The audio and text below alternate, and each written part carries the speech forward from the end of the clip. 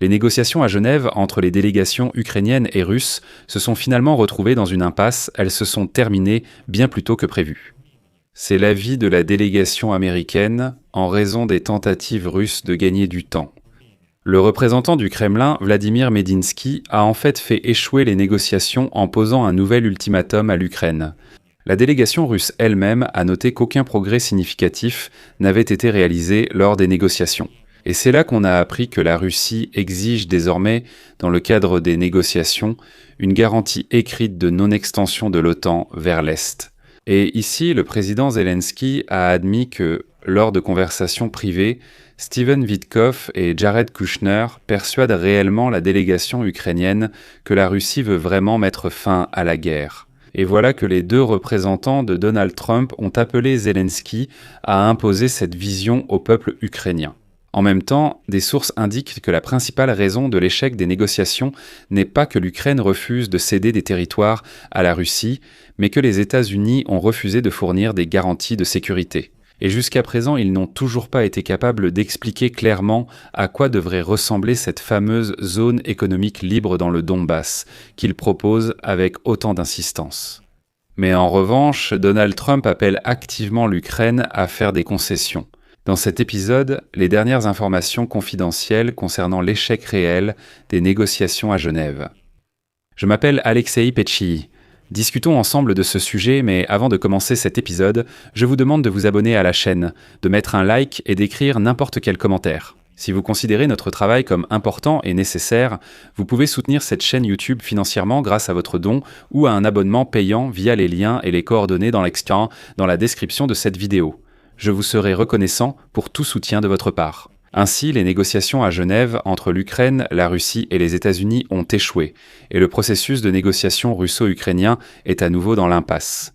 Et vous savez, le déroulement extérieur des événements du mois dernier rappelait en grande partie les rebondissements bien connus de l'année dernière. D'abord le refus du Kremlin d'un plan de paix qui satisfaisait Kiev, puis la visite de Stéphane Witkoff à Moscou. Et la contrainte exercée sur l'Ukraine pour qu'elle engage des négociations directes qui ne donnent absolument aucun résultat. La veille, le journal Axios a précisé qu'à Genève s'est tenu un nouveau cycle de négociations entre la Russie, l'Ukraine et les États-Unis. Le groupe politique s'est retrouvé dans une impasse, tandis que le groupe militaire continuait à faire des progrès. Selon eux, cela est lié à la position exprimée par le chef de la délégation russe, Vladimir Medinsky. Les représentants russes se sont plaints de la récente déclaration publique du président ukrainien, Volodymyr Zelensky. Ils se comportent simplement comme des enfants, ils viennent aux négociations. Les Américains sont assis là et disent « Vous vous rendez compte, Zelensky a encore offensé notre dictateur en peluche ?» Selon eux, Zelensky ne mène pas de négociations sérieuses, mais essaie plutôt d'augmenter sa popularité dans le pays avant d'éventuelles élections. Ce qui, bien sûr, est complètement absurde, car cela n'a aucun rapport avec le sujet.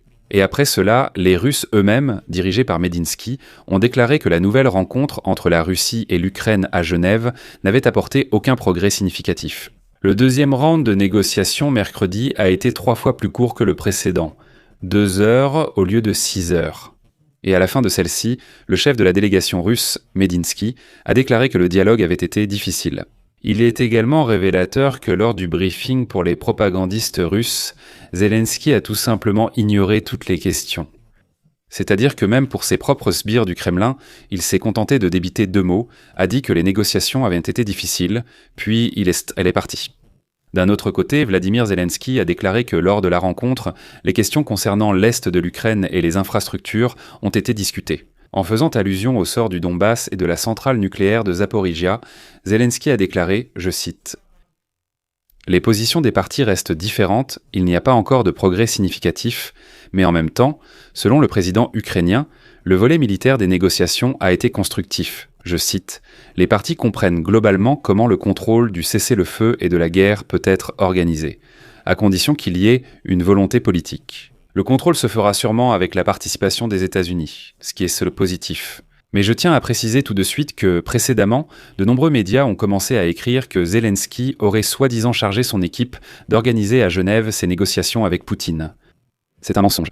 Et Zelensky a demandé à ses négociateurs à Genève de soulever la question d'une rencontre avec Poutine, car ils estiment que le meilleur moyen d'obtenir une percée sur les territoires est une rencontre en face à face avec Poutine. Voilà tout. Et puis, n'oubliez pas que cette créature chauve aura quand même peur d'aller quelque part, surtout si c'est loin de Moscou.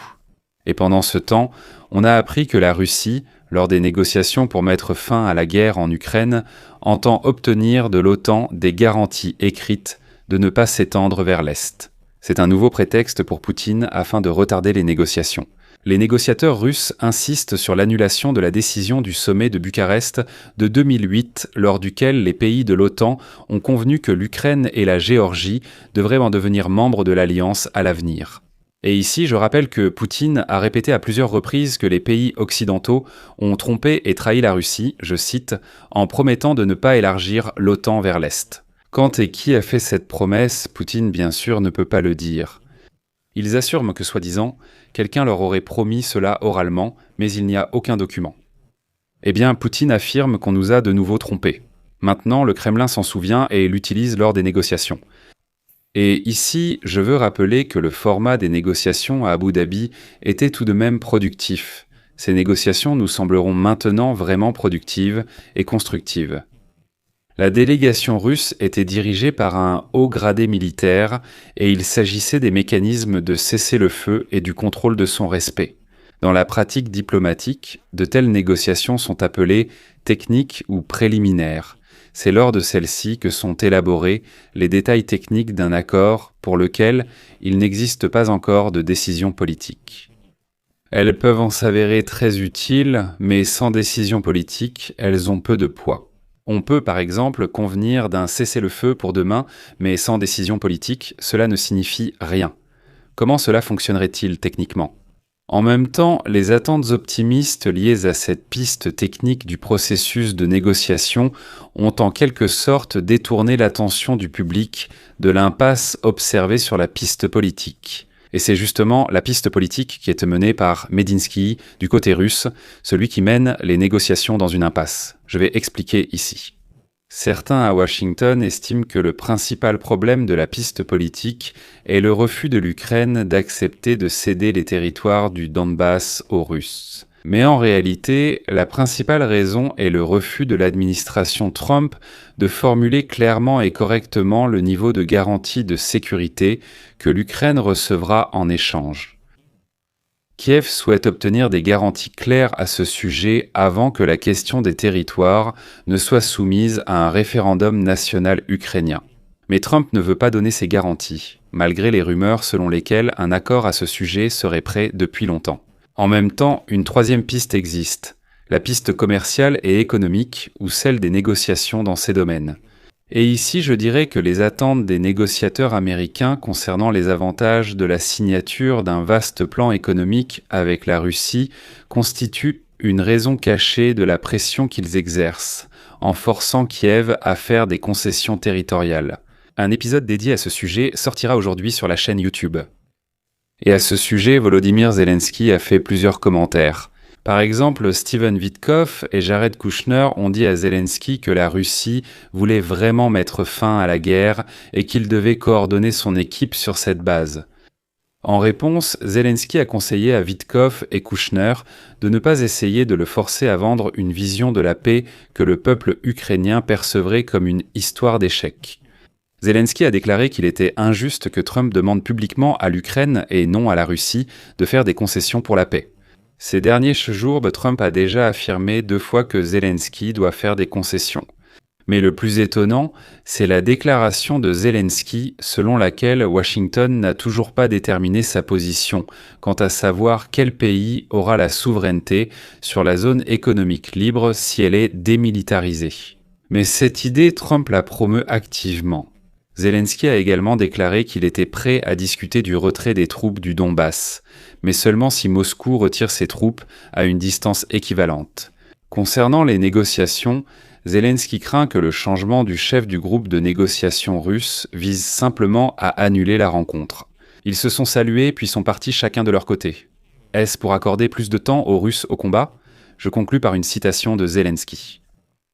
Medinsky se lance souvent dans des réflexions philosophiques sur les racines historiques. Nous n'avons pas le temps pour toutes ces conneries, nous devons prendre des décisions et arrêter la guerre. À la fin de cet épisode, je voudrais faire une recommandation pour le public masculin de ma chaîne. Beaucoup ont déjà soufflé après le 14 février, mais le 8 mars arrive, alors préparez-vous. Souvent, nous, les hommes, abordons la surprise ou le cadeau pour une femme comme si c'était une question politique ou un objectif professionnel. On se prend la tête avec des objectifs, le budget, la logistique, les KPI et ainsi de suite, et ainsi de suite. Alors on attend de la femme une sorte d'enthousiasme fou, mais quand elle dit simplement merci, eh bien ça nous secoue, on se dit « mais j'ai tellement fait d'efforts, où est l'enthousiasme ?» Et j'ai regardé une vidéo d'une psychologue où elle explique justement pourquoi tous ces efforts ne font qu'empirer les choses, et elle explique aussi comment faire mieux. En gros, si vous ne voulez pas encore une fois passer la journée du 8 mars à vous donner du mal pour rien, regardez absolument cette analyse. Pour moi, en tant que personne pour qui il est important que les efforts apportent une vraie réaction et pas juste un hochement de tête poli, et ça a été super utile de regarder cette analyse. Comme toujours, le lien de la vidéo est dans la description et le commentaire épinglé.